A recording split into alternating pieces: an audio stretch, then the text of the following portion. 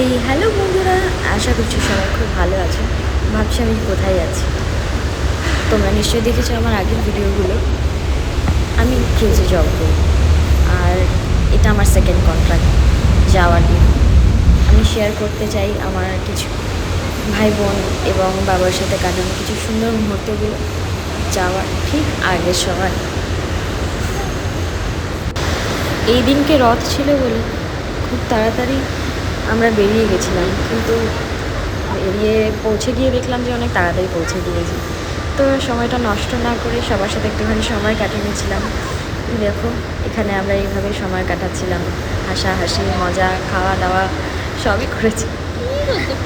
তারপরে final time এলো, এবার আমাকে যেতে হতো, কারণ অলমোস্ট ফ্লাইটের 4 ঘন্টা বাকি ছিল। তো বাবাকে সব কিছু বুঝিয়ে দিয়ে দিলাম, এবার বাইক খুললাম। এই যে আমার বুনু, আমার প্রাণ, ওকেও বাই বললাম। কষ্ট হচ্ছিল, কিন্তু ওদেরকে বুঝতে দিলে চলবে না, আমাকে তো আমার পথে এগিয়ে যেতে হবে। আর ফ্লাইটে উঠে পড়লাম। এখান থেকে আমি যাচ্ছিলাম দিল্লি, কারণ দিল্লি থেকে আমার নেক্সট ফ্লাইট আছে, যাতে করে আমি ইস্তাম্বুল দিল্লি পৌঁছে আগে খাবার খেয়ে এই ভিডিওতে আমি ভীষণ খিদে পেয়ে গেছিলাম। আর এরপরে 7 ঘন্টার জন্য এখানেই বসেছিলাম। বসে বসে থাকার পর ফাইনালি আমার ফ্লাইটের টাইম এলো, বোর্ডিং স্টার্ট হলো। বোর্ডিং হয়ে যাওয়ার পরে খুবই কষ্ট হচ্ছিল, কিন্তু কাউকে কিছু বলার ছিল না। জাস্ট এই সময়গুলোতে কাটানো এইভাবেই। 1.5 দিন লেগেছে আমার আসতে। তো 1.5 দিনের মধ্যে 14 ঘন্টা খালি লেওভারই ছিল, বাট কী করা যাবে। তো সময়টা এদিকে ওদিক ঘুরে ঘুরে কাটিয়ে দিয়েছিলাম। তারপরে এলো লাঞ্চের টাইম। লাঞ্চে বেশি কিছু খাইনি, কারণ সারাদিন ট্রাভেল করার পর অতটা না খাওয়ার ইচ্ছে হচ্ছিল না। এইভাবেই দেখতে দেখতে বোনের সাথে কথা বলতে বলতে 7 ঘন্টা কাটিয়ে ফেললাম। সময় হয়ে গেল নেক্সট ফ্লাইটের, ইস্তাম্বুল টু কোপেনহেগেন। হ্যাঁ, এবারে আমি ডেনমার্ক যাচ্ছি। আরও একটা নতুন এক্সপিরিয়েন্স, নতুন কন্টিনেন্ট, নতুন জায়গা, নতুন শিপ। লেটস সি কেমন হয়। এর আগে আমি ইংলিশে শেয়ার করেছি সবার সাথে আমার ছোটোখাটো ভিডিও, আর এবারে ভাবলাম যে না, বাংলাতেই বলি, ভালো লাগবে, সবাই ভালোভাবে দেখতে পারবে, বুঝতে পারবে। এবং ইমোশনগুলো বাংলাতে যত ভালো বোঝাতে পারবো, হয়তো ইংলিশে অত ভালো বোঝাতে পারছি। সো খুবই বাংলাতে বাংলা যে কথা বলতে বলতে পৌঁছে গেলাম ডেনমার্ক। তো যারা ডেনমার্কে শুধু তারা হয়তো জানবে, এখানে এয়ারপোর্টের মধ্যে থেকেই একটা হোটেল আছে, একটা নয় 2টো হোটেল আছে। তো এখানের একটার মধ্যে আমাদের স্টে ছিল একটা দিনের জন্য, মানে একটা রাতের জন্য আর কি। তো আমি হাঁটতে হাঁটতে পৌঁছে গেলাম হোটেলে। এই হচ্ছে রুমটা। এখানে আমি আর আমার আর একটা ফ্রেন্ড কলকাতা থেকে এসেছিলো, সে আগেই পৌঁছে গেছিলো।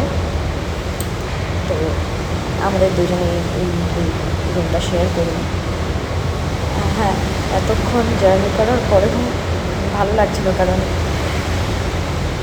জাস্ট ভালো লাগছিলো, কেন বলতে পারবো না।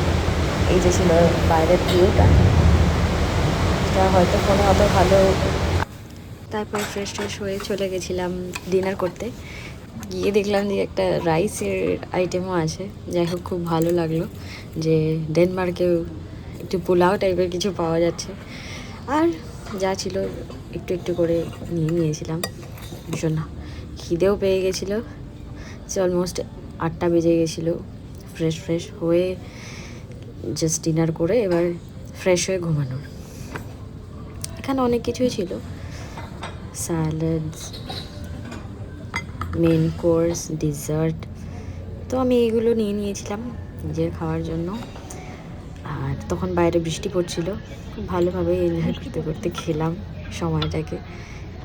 আজকের রাতটা তো খুব ভালোই যাচ্ছে, কাল সকাল থেকে আবার শিপ লাইফ স্টার্ট হয়ে যাবে।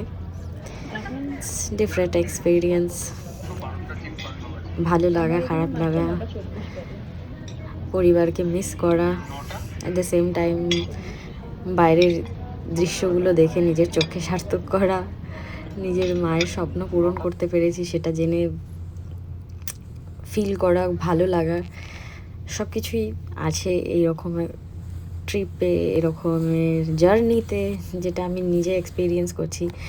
আর আমি চাই এগুলোকে নিজের কাছে রেখে দিতে এই ভিডিওর মাধ্যমে। দেখতে দেখতে সকাল হয়ে গেছিলো, তো এবার রেডি হওয়ার পালা শিপে ফিরে যাওয়ার। তো আমি আস্তে আস্তে রেডি হয়ে নিচ্ছিলাম, মাঝখানে একটুখানি ব্রেকফাস্ট করে বাস আসবে আমাদেরকে পিক আপ করতে, দেন আমরা বেরিয়ে যাব। এই যে আবার ব্রেকফাস্ট করে বেরিয়ে গেছে। ব্রেকফাস্টের আর ভিডিও বানাতে পারিনি কারণ আমি একটু লেট হয়ে গেছিলাম। আর এইভাবেই সাইট সিন দেখতে দেখতে বাসে করে যাচ্ছিলাম শিপের দিকে এগিয়ে। এখান থেকে ওই 18 মিনিটসের ডিস্টেন্স ছিল পোর্ট। তো এইভাবে দেখতে দেখতে পৌঁছে গেলাম। বাইরের ঘর বাড়িগুলো খুবই সুন্দর, আর্কিটেকচারগুলো খুব সুন্দর।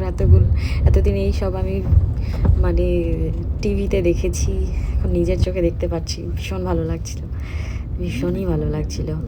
আরও একটা টুইস্ট আছে এই ভিডিওর এন্ডে।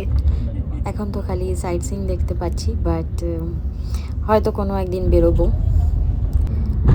ব্রেকের টাইমে, তখন আরও ভালোভাবে ডিটেলসে ফুড, এখানকার জায়গাগুলো সব কিছু দেখাতে পারবো এবং নিজেও দেখতে পারবো। এটা খুব সুন্দর সুন্দর বিল্ডিংস আছে, তার মাঝখানে এই চূড়াগুলো ভীষণ সুন্দর।